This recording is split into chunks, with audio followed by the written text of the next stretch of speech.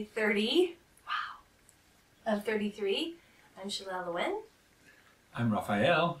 Yes. This is Andy. Andy is my star-being self, and he's wearing a Mexican sombrero that he got for Christmas. And today we're talking about community, and he wanted to be in on it, and so did him. Well, you're just leading right away. Who's he? This is Koda, our dog Koda, which he can't really look at the camera unless there's somebody over there. So yes, if he sensed your presence, he would growl at you right now. We're working with his protector part. It's kind of intense. He's got to learn to ascend with us, we tell him. Right. We're not so sure. He's kind of hanging on to 3D pretty intensely, or 2D. We're not sure sometimes. Yeah, you already mentioned, Raphael. This is actually the last time now to have you on. We've done 3 other videos, I believe. Yeah. So we were feeling that we wanted to talk about community. It's obviously a very intimate piece for us. There's the community of us, so the 2 of us in relationship. But then there's the wider community that we've been experiencing, a small community, but definitely been a huge part of our lives the last few years, and also a big part of our vision for Soulful Heart. So maybe start with what community means to you, or the reason you're drawn to it. Yeah, community has looking back on my life story, I feel where it's always been a deep theme, and for many of us that feels really true. Our attachment, either our attachment to or our push away to our birth families, is a huge family engagement where so much of our life journey, development, healing, wounding occurs. That just feels really true, that all of us seek community or have a relationship with community, either in an embracing of it or a push away to it in one way or another. We gather around the resonance of our values. So we do that at Soulful Heart, and people do that in biker gangs and everything else. It's values resonance that draws us together. But for me, it was in my Christian journey, it was a deep going in my first marriage, a deep going in to my sibling family, and then my own first marriage and my daughter's was a deep community again. Then embracing a spiritual community for 3 years, where we met, that you shared about so beautifully yesterday. Yeah. Jelelle shared her story yesterday. With your prompting. Yeah. And so then to this day it really survives, and at times we've taken that picture of the community of more that public idea of spiritual community, and that's watered us a bit. But then interestingly, we've gone off grid for 1.5 years with 4 of us out of inviting people into that, but we went into intense intimacy. Right. And so it survives to this day to being something that's a critical part of Soulful Heart, of what's actually happening in the relational ground. I think because we're so about relationality. That's one of the pieces. You could say we're about intimacy. Same thing. Intimacy with self, intimacy with others, intimacy with the divine. So it really makes sense that we couldn't just offer something without a community aspect of it. It just wouldn't fit who we are. And I think in our meta souls too, Raphael and I both have so many themes of leading communities, of communal living. In the higher dimensional frequencies, it's so different. There isn't this, from what I've felt, there isn't this independent living piece. Children are not raised, in some of the frequencies I felt, are not raised by parents. They're raised by a community. And their soul gifts are identified really early on and initiated.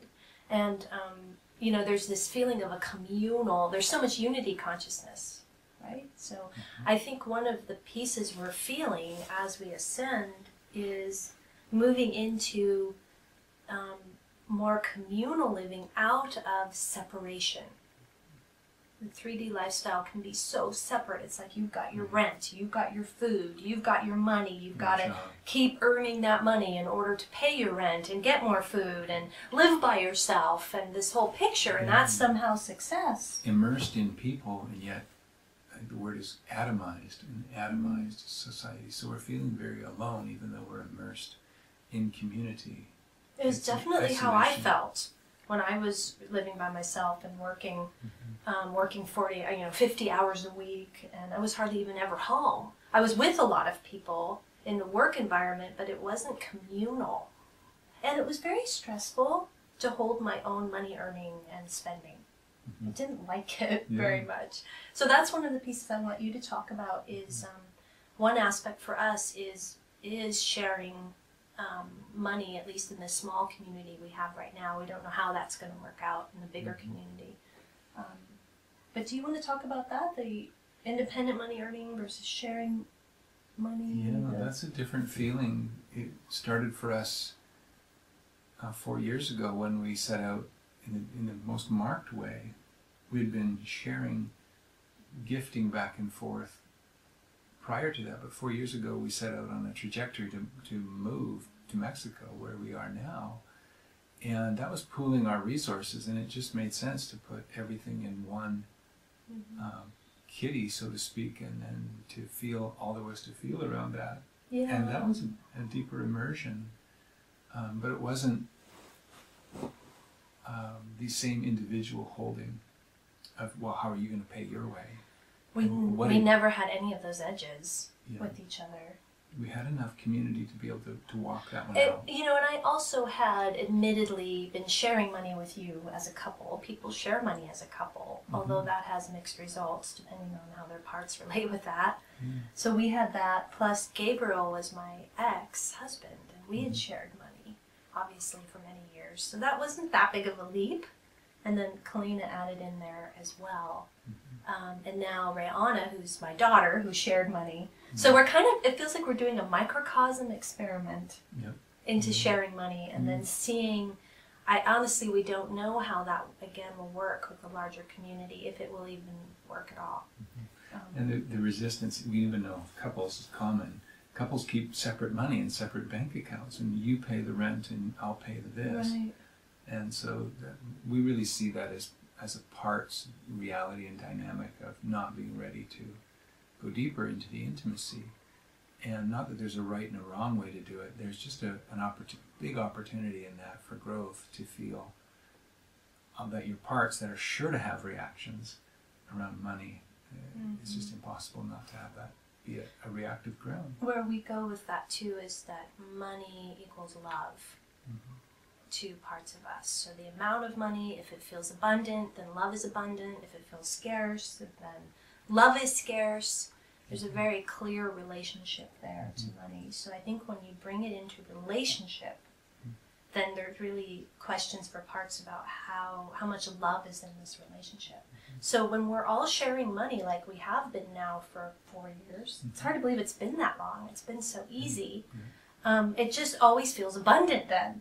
Or if there's scarcity, which it certainly was when we first moved away from the ranch and came into town, we were living on very little money, but a lot of love. And we were sharing this, if tensions or stresses came up, we were sharing it as a group, which actually made it much more digestible. It was to go to the grocery store to make the trip into town on a weekly basis, every second week, and to spend X amount of pesos from our nest egg and to decide what we're going to cut out this week because the money was. Sometimes we couldn't buy paper towels.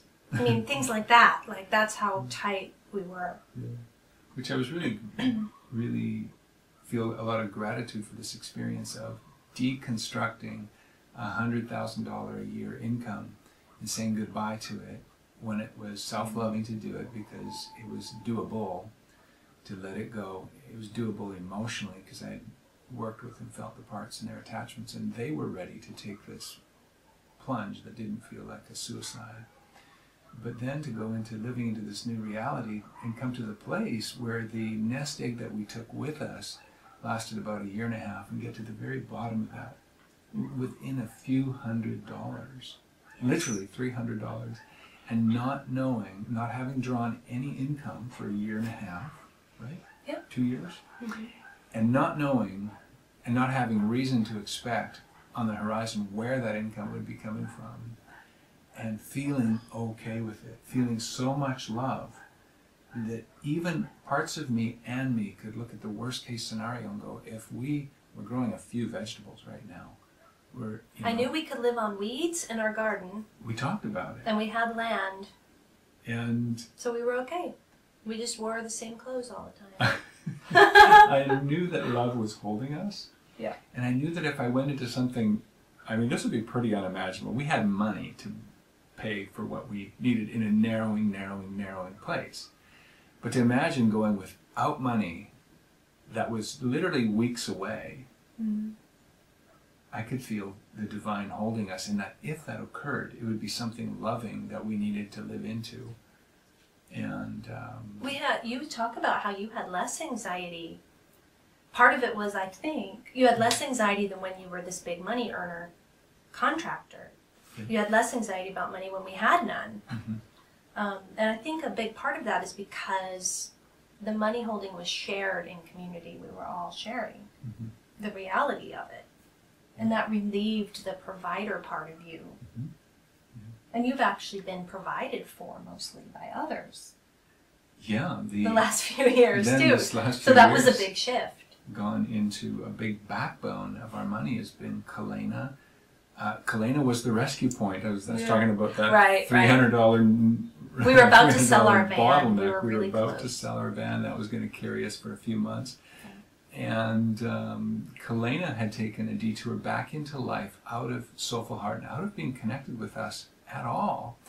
And a serendipitous rejoining of her heart with ours. She was earning a precious little amount of money, but she sent us, as she's coming back in the door, repools her money with us. It might have been $500, but to us it was like winning the lottery. Yeah, it was that. Yeah.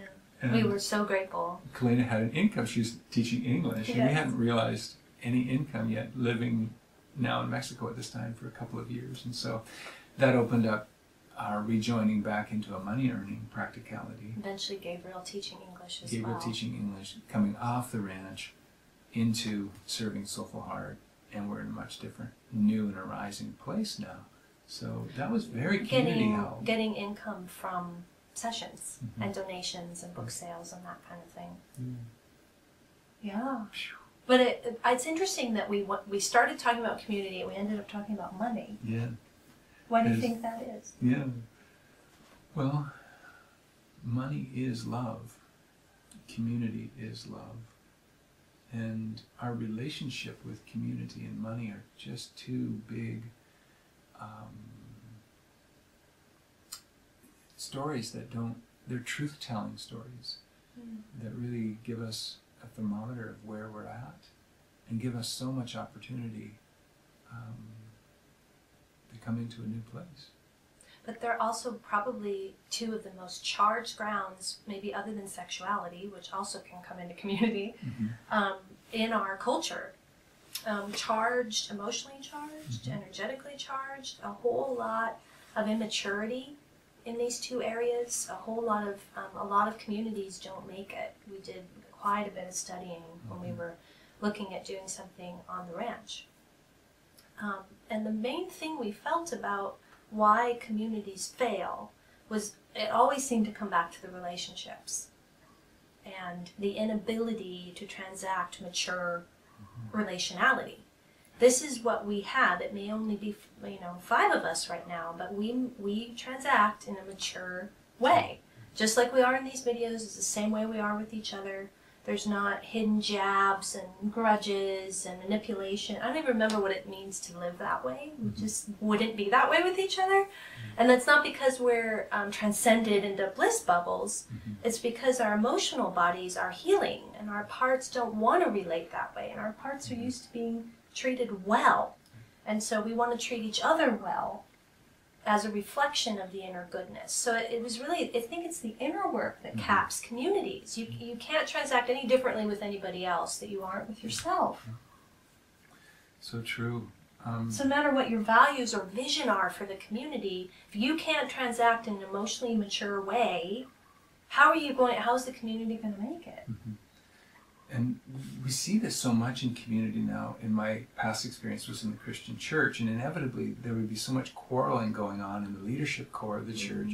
It didn't matter what denomination or which group, that the group would be polarized to kind of what I would call, some deified movement, some externalized salvation of a revival of a big name, something or other.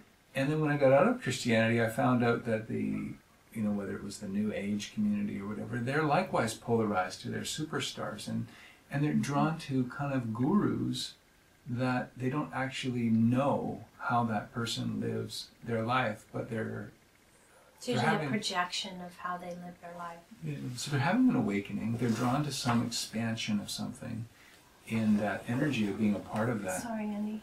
Sorry, Andy. I had to shuffle. Andy's liking what we're talking about. Is he? Well, star beings like community. He says hats off to community.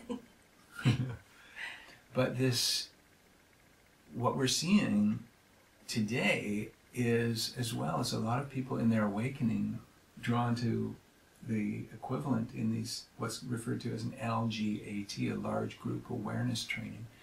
And they're just in the spiritual community, they're in the Christian community, they're in the multi-level marketing community, this rah-rah energy, where it's not about inspirational relationality. Speakers, motivational. Yeah, and today when I just proximate myself to that energy, and I can't handle it because I've so been through that and bounced through it and out of it. So it really was living into bedrock community, and we had to do it with 2 of us, and then extend it to 4, and now 5, and 6 and 7 and 8 are at the door wanting to deepen with us, and if we hadn't done it with 2, we couldn't have done it with 4. So there's something so rich, and I think there's a lot of people today that are going, it's all great that you have this offering, but what's it like to be in your skin? What's it like to be in your relationship? What's the track record underneath? What's the ticker tape that's run underneath your feet? And that's where your story sharing yesterday. And today we've been sharing too. The more discerning person says, show me the money. What's the real deal? Well, and I feel like there's this push-pull about this in seekers right now, in that they're drawn to the community experience, such as what you get, I guess, in a weekend or 5 days with 400 other people or more. You get something in that of a community, and yet you don't actually get much experience of intimacy or relationality. So I feel like what we're moving into, what the ascension process, I believe, is actually moving us into, is more desire for relationality and intimacy. And our spiritual teachers, gurus, all of that has been a reflection of the parts of us that had been afraid or resistant to go into intimacy and relationality. So that the teachers can only be a reflection of us, right? And that was certainly my experience, like I shared yesterday. The community experience I had was based on a personality. It was based on my former teacher's dominance, really.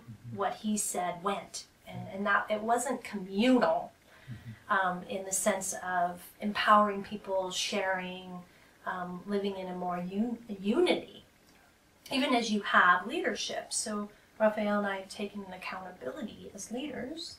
We need to be accountable, responsible, mature about how we hold Soulful Heart, how we respond to facilitants, how we respond to people that want to come join us in community, which it feels like in the next year is just going to increase.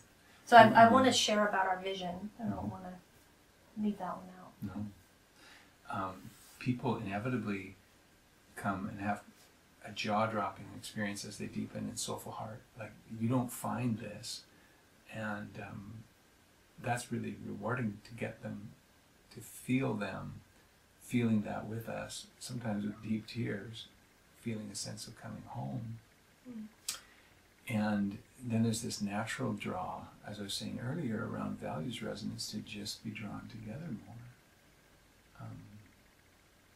And I was on a trajectory with that thought, and I lost it. I kind of felt it go. Well, can we share? I want to share about one piece I've been mentioning, I think, in the series, is our vision is to move to England, to relocate into Europe, really, and see what synchronicities happen and what things unfold. We're certainly drawn to Glastonbury and the Avalonian energies, and the vision really has remained the same since the ranch days, which is a community where everyone has their own space, their own sovereign space, but there's a communal area, places, spaces, offering retreats for experience of community, immersions. That's the picture. Yeah.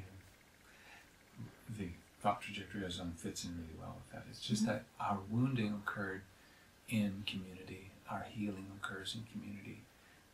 It's very sterile to get this therapist picture is that the person that you're getting your help from, you attend the seminar, you attend something, you see a therapist or something. Community is much more dynamic, and what's actually happening relationally becomes the thing. And it's way more triggering. Way more triggering. So even if somebody comes to work with us and we're scheduling sessions together and doing the process together, the relationality is entering the space. It's not just this cordoned off, compartmentalized session space. Right. It's the feeling tones of checking in during the week, how we're participating, how we're interacting, what the reactions are. Good point. The relationality is... And it's an ongoing process too. It's not a one-off where we're charging you $500 to read out your aura and activate all your chakras. Or $400 to go sit and watch a guru do guru gazing and stare at you for an hour and claim to be activating something in you. Yeah, we're basing this on real life stuff, as you probably know. Part of me wants to call bullshit. Andy! Jeez! Well, yeah, it's not really bullshit. It's a product of this lack of vulnerability, this fear to be vulnerable, this fear to be intimate and to move into these way more triggering grounds of transparency and authenticity. But we talk about how it would just be too much energy to pretend to be anything we're not. For both Raphael and I, we've just deconstructed too much. I really feel that that's the parts process that does that. You just can't pretend to be something that you're not. And maybe that bit of angst that I'm feeling, pointing the finger at LGATs, is I need to own, part of me needs to own that I created that by my participation in it. I put that leader on the pedestal because I couldn't own my own largesse of being, wasn't ready to live it there, so I projected it there. And pedestalized leaders inevitably tumble, and they need to, and we need to be a part of that tumble as well, to go on with embracing our own being and grounding it in real community. Yeah. That's a really good point, because parts of me did the same thing with my former teacher. And that was really a projection of my bigness, what I came here to do, onto him, and I needed to see it in him, and the shadow of it, for the time that I did. So I hold that with a lot of honor, and the parts of you too that needed to do that, and all the people that need to attend the LGATs and and so they just need that. Had we not been a part of that, like I needed what I needed in Christianity till my mid-40s.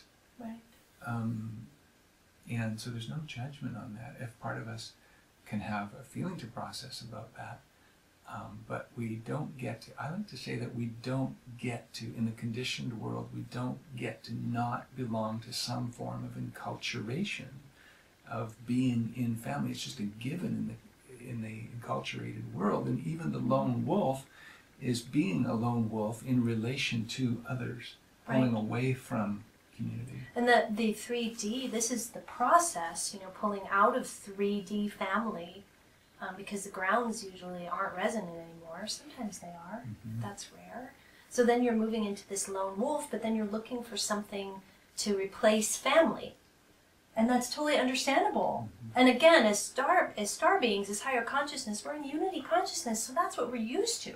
We're not used to being separate. It doesn't really fit, ultimately, our essence to be separate. So it makes sense that we're looking for something else. We're just offering the looking. Where's the looking coming from? What parts of you is it coming from? And then what are you looking at? Is it actually a model of something that offers intimacy, that offers transparency, that offers relationality? Or is it kind of the same old thing, which is a smokescreen usually, or a staged presentation of something, which may be more comfortable for parts of you, for the phases that it is more comfortable. I just find it's a whole lot more interesting when things start getting real. It's a lot more interesting, a lot more growth. There seems to be, in the times that we're in, the shifts that we're going through, there's a collective big shift. So we're feeling that coming from people as well.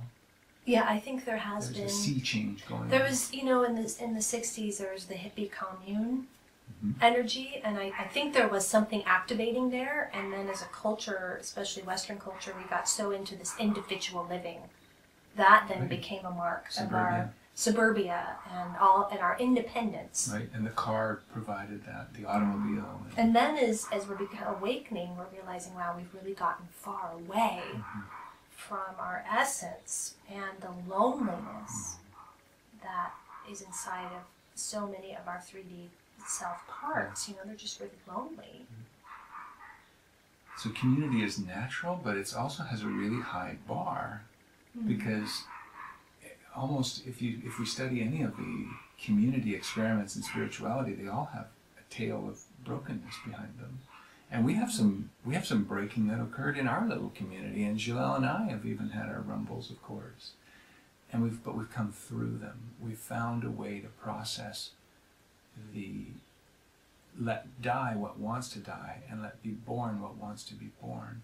Because of parts work. Because of parts work. It's just to us, it's been the salvation.